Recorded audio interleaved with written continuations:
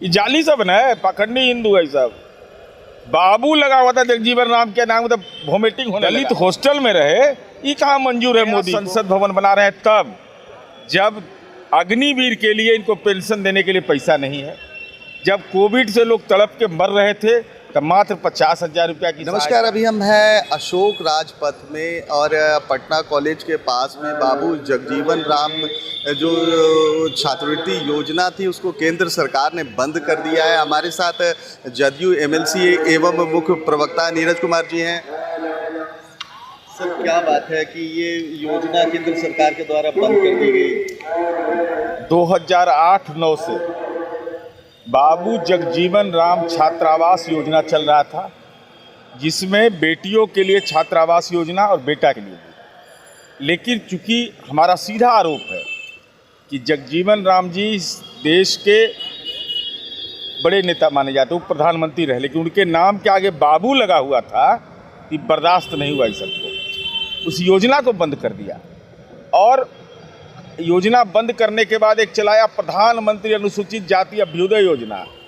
यह भी शर्मनाक है कि पंजाब और बिहार में दलितों की सबसे बड़ी आबादी है देश में, वहाँ एक भी योजना स्वीकृत नहीं किया। तो ये सीधे तौर पर, वो भी हिंदू हैं, जगजीवन राम जी तो हिंदू थे, हिंदू धर्म के पैरोकारी है, तो हिंदू धर्म मानने वाला व्यक्ति जो देश का उप प्रधानमंत्री रहा हो, उसके नाम के आगे बाबू लग गया, तीनों को नागवार गुजरा। तो हमारी पार्टी के ने आज से हस्ताक्षर अभियान की शुरुआत की है।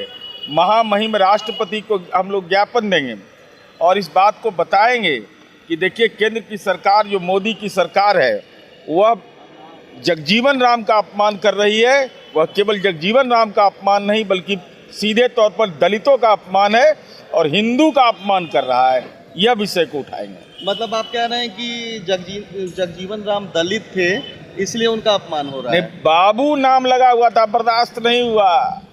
ये जाली सब है, पाखंडी हिंदू है सब।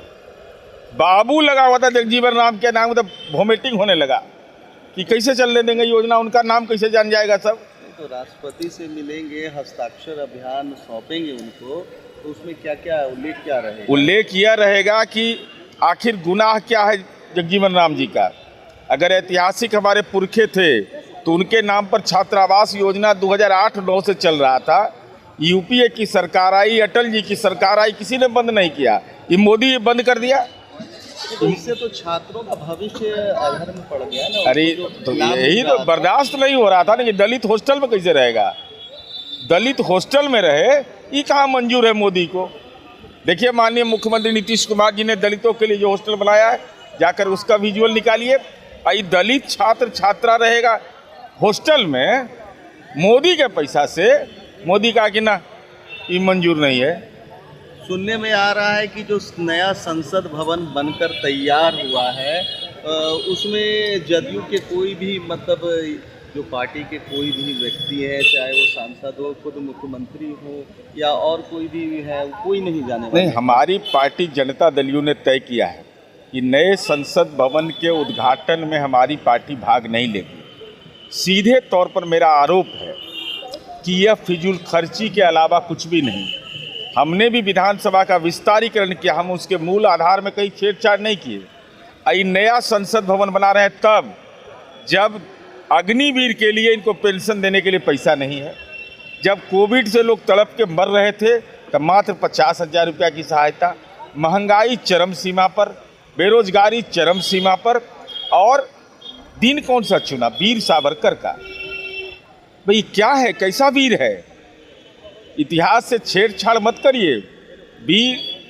ऐसे लोग भी जो अंग्रेज से 5 बार माफी मांगा जिसने, वह वीर हो गया। वैसे लोग जो 65 रुपया पेंशन लिया था ब्रिटिश साम्राज्यवाद से, वैसे लोग वीर हो गए। और कुतर्क क्या दिया जा रहा है कि राष्ट्रपिता महात्मा गांधी के कहने पर, तो राष्ट्रपिता ने क्यों नहीं कहा था शहीद आजम भगत सिंह को माफ़ी मांगने के लिए? क्यों नहीं कहा था पंडित जवाहरलाल नेहरू को, राजेंद्र प्रसाद को? अब बताइए, जो अंग्रेज की दलाली करता, और मान लो ना कि हम अंग्रेज की दलाली किए, गलती मान लो कि हम अंग्रेज के दलाल थे, एकदम पेटेंट दलाल थे हमारे पुरखे, तो आज स्थिति यह है। आप अमृत महोत्सव मना रहे हैं, गांधी बोलने में लज्जा लगती है। राष्ट्रपिता महात्मा गांधी का ये शहादत का 75वां वर्ष है। वीर किसको कहते हैं भाई? वीर तो उसको कहेंगे ना जो फांसी के तख्ते पर चूम करके झूल गया। शहीद आजम भगत सिंह का हमारी पार्टी ने कहा कि फिजूल खर्ची आप करिए, आपको मुबारक हो, हम इन चीज़ों में भाग नहीं लेंगे। नहीं तो जिस समय नींव पड़ी थी उस समय भी तो आप विरोध कर सकते थे ना। अरे भाई, तो हम लोग के पास वर्क प्लान थोड़े पार्टी के पास भेजता है कि क्या बनाने वाले हम हैं।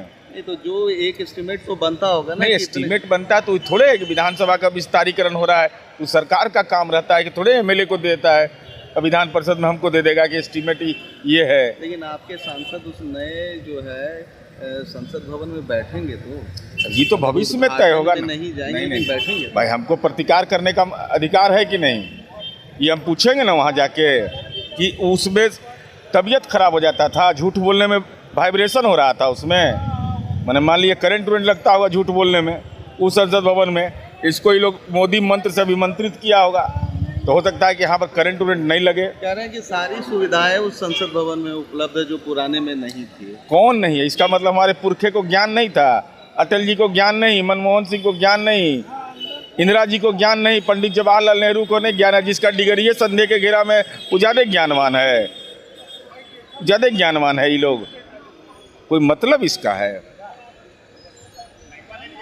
तो ये थे जदयू के वरीय प्रवक्ता जिन्होंने साफ तौर पर कह दिया है कि जो नया संसद भवन बन रहा है उसमें फिजूल खर्च है। और साथ ही साथ मैं आपको बताऊं कि बाबू जगजीवन राम जो छात्रवृत्ति योजना केंद्र सरकार ने बंद कर दी है उसके विरोध में आज यहाँ पर अशोक राजपथ में पटना विश्वविद्यालय के समीप में मैं आपको बता दूं कि हस्ताक्षर अभियान चलाया जा रहा है।